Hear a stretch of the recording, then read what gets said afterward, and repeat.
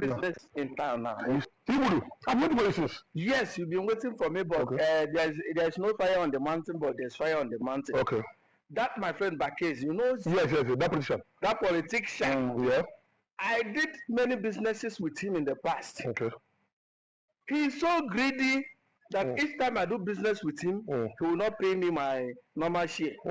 So we did business recently. Give me my money. Okay. Bakez will not give me. Okay. He will tell me, come today, come tomorrow. Okay.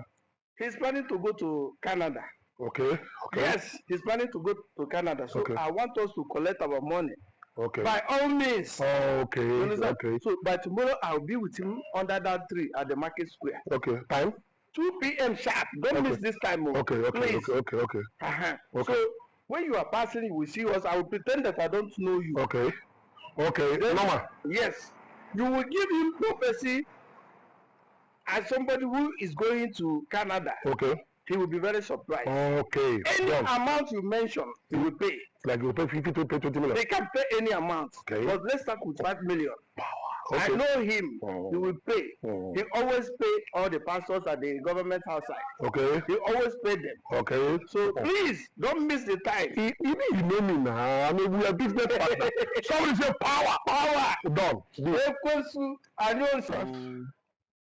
Good afternoon, my brother. May the name of the Lord be praised.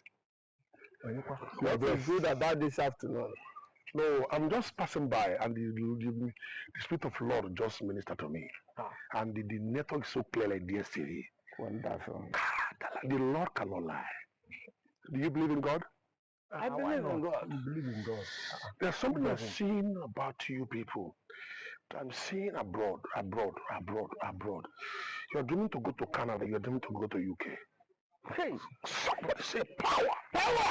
How do you know? I should be asking you. This man did. You said you're a pastor.